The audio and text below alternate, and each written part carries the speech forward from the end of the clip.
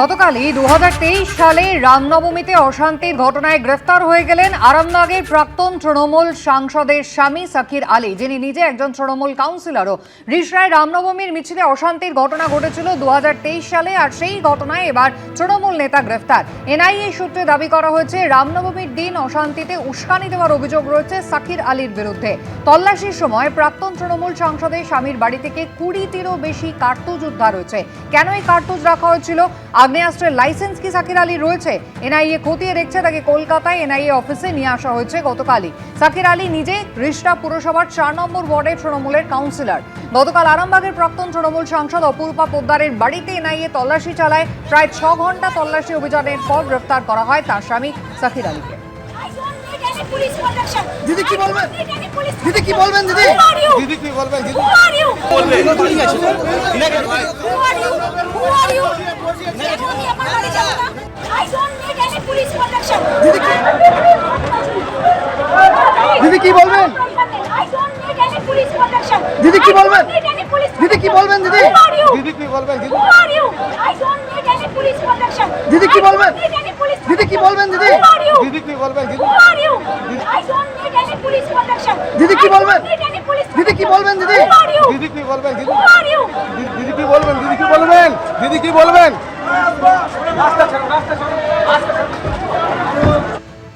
অপরূপা পোদ্দারের রিষড়ার বাড়িতে গতকাল সকালেই পৌঁছে গিয়েছিলেন এনআইএ অফিসাররা। গোটা বাড়ি ঘিরে ফেলে কেন্দ্র বাহিনী তল্লাশি শুরু করে। প্রায় 6 ঘন্টা তল্লাশি চালানো হয়। প্রাক্তন তৃণমূল সাংসদের স্বামীর গ্রেপ্তারের খবর সামনে আসতেই শুরু হয় বিক্ষোভ। আর সাকির আলীর বাড়ির সামনে বিক্ষোভ দেখাতে শুরু করেন তার অনুগামীরা। অপরূপা পোদ্দার তিনি নিজে তার বাড়ির বাইরে বেরিয়ে আসেন। পুলিশের সঙ্গে বচসা বাঁধে। মহিলা পুলিশ কর্মীকে কার্যত হেনস্থা করেন তিনি। পুলিশকে ধাক্কা মারায় এরপর প্রাক্তন তৃণমূল সাংসদের বিরুদ্ধে এফআইআর দায়ের করা হয়। তাকে আজই তলব করা হয়েছে। পুলিশ এবং কেন্দ্র বাহিনী তৎপর হয়। কয়েক মিনিটের মধ্যে জমায়েত সরিয়ে দেওয়া হয়। অপরূপা পোদ্দার তার স্বামীকে গাড়িতে তুলে বেরিয়ে যান এনআইএ অফিসাররা। 2023 মামলা, আমার কোনো দোষ নেই।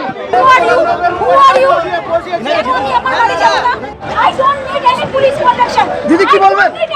দিদি কি বলবেন? দিদি দিদি কি বলবেন? দিদি কোন ঘটনার প্রেক্ষিতে গতকাল গ্রেফতার করা হলো তৃণমূল কংগ্রেসের প্রাক্তন সাংসদের স্বামীকে? 2023-এর ঘটনার রামনবমীর দিন 2রা এপ্রিল ধুন্ধুমার পরিস্থিতি তৈরি হচ্ছিল হুগলির রিষড়ায়, যেখানে ভাঙচুর হয়, ইট বৃষ্টি হয়, আগুন লাগানোর মতো ঘটনাও ঘটে।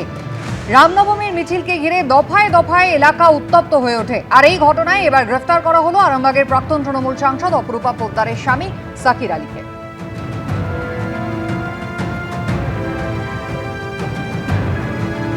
প্রাক্তন তৃণমূল সাংসদের স্বামী গ্রেফতারি ঘিরে শুরু হয়েছে রাজনৈতিক চর্চা।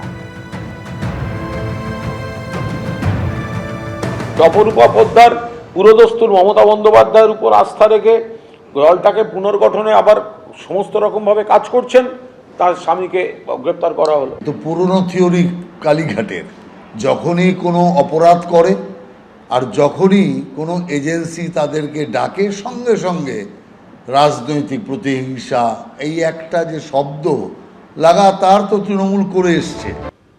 2023 সালে 2রা এপ্রিল রামনবমীর মিছিলে অশান্তির ঘটনা, তারপর হাইকোর্ট থেকে সুপ্রিম কোর্ট। রামনবমীর মিছিল ঘিরে অশান্তির ঘটনায় এনআইএ তদন্ত নিয়ে 2023 সাল থেকে কম জল ঘোলা হয়নি। এনআইএ তদন্ত আটকাতে সুপ্রিম কোর্ট পর্যন্ত ছুটে গিয়েছিল তৎকালীন তৃণমূল সরকার। আর এর জন্য হাইকোর্টের ভৎসনার মুখেও পড়তে হয়েছিল মমতা বন্দ্যোপাধ্যায় সরকারকে। তদন্ত শুরুর 3 বছর পর এবার রিষড়ায় রামনবমীর মিছিলে অশান্তির ঘটনায় প্রাক্তন তৃণমূল সাংসদের স্বামীকে গ্রেফতার করল এনআইএ। ভাঙচুর, অগ্নিসংযোগ, সংঘর্ষ, সরকারি সম্পত্তি নষ্ট। 2023 সালে রামনবমীকে কেন্দ্র করে কি দেখেনি রাজ্যবাসী? এরপর পুলিশ হয়ে তদন্ত পৌঁছয় কেন্দ্রীয় এজেন্সি এনআইএর হাতে। কিন্তু তার আগে মামলা হাইকোর্ট হয়ে সুপ্রিম কোর্ট পৌঁছেছিল। জল গড়িয়েছিল বহুদূর অবধি। এই ঘটনা তদন্তভার যাতে এনআইএর হাতে না পৌঁছয়, তার জন্য মরিয়া চেষ্টা চালিয়েছিল তৎকালীন তৃণমূল সরকার। 2023 সালে রামনবমীর মিছিলকে কেন্দ্র করে হাওড়া, শিবপুর, হুগলির রিষড়া এবং উত্তর দিনাজপুরের ডালখোলায় দফায় দফায় অশান্তি হয়। এই ঘটনায় হাইকোর্টের দ্বারস্থ হন শুভেন্দু অধিকারী। সালের 27 এপ্রিল কলকাতা হাইকোর্টের তৎকালীন প্রধান বিচারপতি টি.এস. শিবজ্ঞানম এবং বিচারপতি হিরণময় ভট্টাচার্যের ডিভিশন বেঞ্চ নির্দেশ দেয় হাওড়া হুগলি ডালখোলায় অশান্তির ঘটনায় তদন্ত করবে এনআইএ। তার জন্য 2 সপ্তাহের মধ্যে এনআইএ-কে সমস্ত নথি হস্তান্তর করতে হবে রাজ্যকে। হাইকোর্টে এনআইএ জানায়, আমরা তদন্তে প্রস্তুত। কিন্তু এনআইএ তদন্তের নির্দেশের উপর স্থগিতাদেশ চেয়ে সুপ্রিম কোর্টের দ্বারস্থ হয় রাজ্য সরকার। তবে তাতে সাড়া দেয়নি সর্বোচ্চ আদালত। এনআইএ তদন্তের বিষয়টি হাইকোর্টের উপরই ছেড়ে দেয় সুপ্রিম কোর্ট। কিন্তু মামলা তদন্তভার গ্রহণের জন্য কেন্দ্রীয় স্বরাষ্ট্র মন্ত্রক যে বিজ্ঞপ্তি জারি করেছিল তা খারিজ ও এনআইএর এফআইআর ও সব পদক্ষেপের উপর স্থগিতাদেশের আবেদন নিয়ে ফের হাইকোর্টের দ্বারস্থ হয় রাজ্য সরকার। কিন্তু সুপ্রিম কোর্টের পর হাইকোর্টের সিঙ্গেল বেঞ্চেও ধাক্কা খেতে হয় তৎকালীন মমতা বন্দ্যোপাধ্যায় সরকারকে। রামনবমীর মামলায় রাজ্য সরকারের ভূমিকায় তীব্র ক্ষোভ প্রকাশ করেন বিচারপতি জয় সেনগুপ্ত। বলেন, কলকাতা হাইকোর্টের নির্দেশকে চ্যালেঞ্জ করে আপনারা লক্ষ লক্ষ টাকা খরচ করে সুপ্রিম কোর্টে গেছেন। সুপ্রিম কোর্টের রায় আপনাদের বিপক্ষে গেছে। এখন আর কোনোভাবে এই আদালত আপনাদের মামলার মধ্যে ঢুকবে না। রাজ্য সরকারের উদ্দেশ্যে বিচারপতি নির্দেশ দেন, আগে এনআইএ-কে নথি হস্তান্তর করুন, তারপর দেখব। পদে পদে তৎকালীন তৃণমূল সরকারের বিরুদ্ধে উঠেছিল এনআইএ তদন্তে অসহযোগিতার অভিযোগ। 2023 সালেরই সেপ্টেম্বর মাসে রাজ্য সরকারের বিরুদ্ধে অসহযোগিতার অভিযোগ তুলে হাইকোর্টে যায় এনআইএ। রামনবমীতে অশান্তির মামলায় অনেক তথ্য দেওয়া হচ্ছে না বলে অভিযোগ তোলে তারা। রামনবমীতে হামলা করবে, মানুষজনকে মারবে, রাম ভক্তদের কষ্ট দেবে, তাকে তো গ্রেপ্তার করতেই হবে। একটা জিনিসের মাধ্যমে পুরো বার্তা দিচ্ছে প্রশাসন, পুলিশ, যে সন্ত্রাসবাদের কোনো ঠাঁই পশ্চিমবাংলায় নেই, গুন্ডামির ঠাঁই পশ্চিমবাংলায় নেই, সাম্প্রদায়িক আক্রমণের ঠাঁই পশ্চিমবাংলায় নেই। যারা এ কাজ করবে বা যারা এ কাজ করেছে তাদের বিরুদ্ধে কঠোর ব্যবস্থা গ্রহণ করা হবে।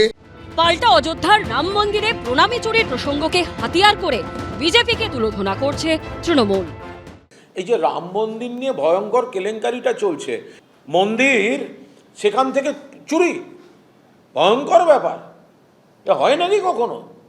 আমরা জানি না কোথায় কি হয়েছে, কারণ ওখানে তো সবই বিজেপি এবং তার বন্ধু বান্ধব, যারা রাম মন্দির নির্মাণ, রাম মন্দির নিয়ে এত কথা বলতেন, ভগবান রাম, তো তাদের মুখ থেকে একটা কথা নেই কেন? এদিকে পুলিশকে ধাক্কা দেবার অভিযোগে প্রাক্তন তৃণমূল সাংসদ অপরূপা পোদ্দারের বিরুদ্ধে এফআইআর দায়ের করল পুলিশ। পুলিশের গায়ে হাত দেওয়া না, এটা তো অন্যায়, এটা অন্যায়। বুধবার শ্রীরামপুর থানায় হাজিরা দেওয়ার জন্য নির্দেশ দেওয়া হয়েছে প্রাক্তন তৃণমূল সাংসদ অপরূপা পোদ্দারকে। আবিদ দত্ত, সৌরভ বন্দ্যোপাধ্যায় ও ব্রতদেব ভট্টাচার্যের রিপোর্ট, এবিপি আনন্দ। এবিপি আনন্দ, এগিয়ে থাকে, এগিয়ে রাখে।